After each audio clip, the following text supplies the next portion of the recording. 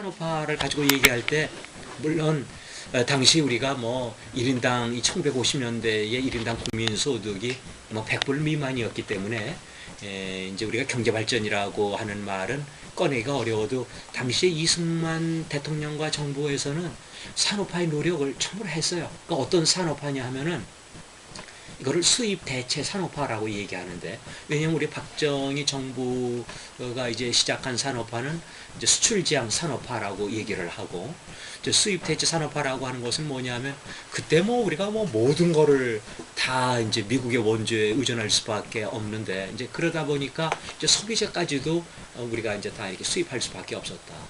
그러니까 이승만 정부에서는 그래서는 안 된다.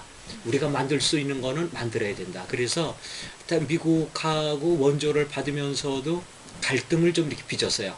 원조를 좀 이 자원, 자료 이쪽으로 이렇게 해줘야지 소비재를 해줘서는 안 된다.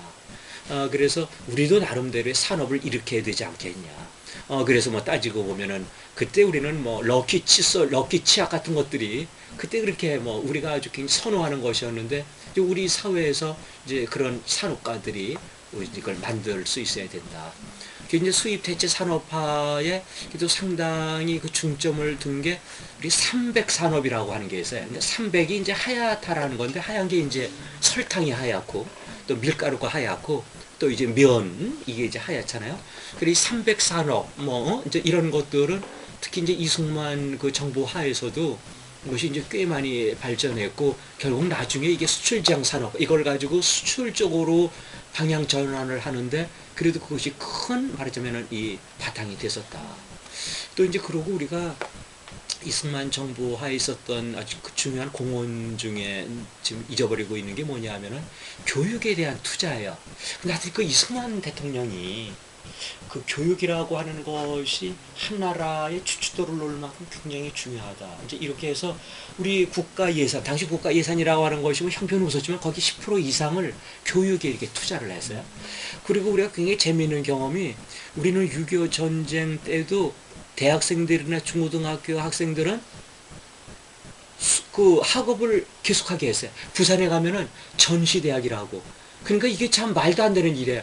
전쟁을 하고 있는데 대학생들은 거기 가서 다 대학 학교를 다닐 수가 있었고, 중고등학교도 마찬가지로 다만 자기가 다니는 학교하고는 달라. 그렇지만 다 공통된 그 학교를 만들어 가지고서 다니게 했다. 이것은 정말 이승만 대통령이 교육이라는 것이 얼마나 중요한 것인가 하는 거를 깨닫지 않았으면 있을 수 없는 일이었다. 그때 뭐 우리 정말로 따지고 보면은 병력도 부족해서 한 사람이라도 뭐 정말 전쟁터에 나가서 싸워야 될 이제 그런 거 상황이었는데도 학생들은 공부만 해라. 그 전통. 물론 이제 그 당시에도 자원에서 나가는 학도병도 물론 있기는 이제 있었지만은, 그래서 전시에서 정말 이 공부를 할 수 있었다는 거, 이거 대단한 그야말로 이 교육에 대한 투자라고 볼 수 있다. 그래서 그 당시에 우리가 지금 초등학교라고 얘기하지만 당시엔 국민학교였는데, 국민학교, 초등학교, 고등학교 이 수가 기하급수로 그때 늘었어요. 그러니까 이승만 대통령이 이 교육이 우리의 살 길이다라고 생각해서, 비록 우리가 가난하지만 많이 배우면 우리는 좋은 나라가 될 수 있다. 그래서 학교가 그냥 기하급수적으로 이렇게 늘어가고, 그래서 당시에 참 우리 문맹률이라고 하는 게 정말 대단했어요. 그러니까 우리가 1948년에 50선거를 할 때만 하더라도 뭐 다 문맹이니까 투표장에 가서, 그때 우리가 이제 지금도 선거 해봤겠지만 우리 이거 찍잖아요. 이걸 이제 찍는 것이 그때 말하자면 생긴 그 관행인데, 그를 모르니까 가서 도장을 찍는 거예요. 그런데 사람 후보자들의 이름이 쭉 있으면 사람 이름을 알려면 한글을 알아야 되는데 그걸 깨칠 수가 없으니까 작대기, 그 기호가 이제 거기서 나온 건데, 그 작대기 1은 그냥 이렇게 2는 2에다가 이거를 눌러라. 그러니까 우리는 뭐 글자 쓰고 이렇게 하는 것이 이제 할 수 없을 정도로 문맹률이 높았기 때문에, 그래서 당시 문맹률이라고 하니 거의 한 80%.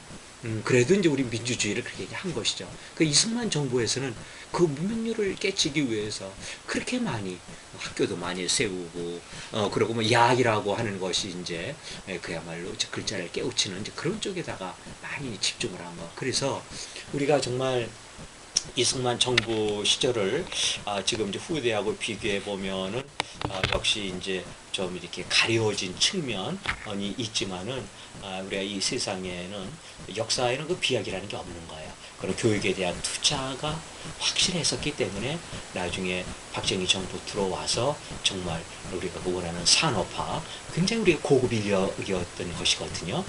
이런 것들로 연결되고 결실을 이룰 수 있었다, 이렇게 얘기할 수 있을 것 같아요.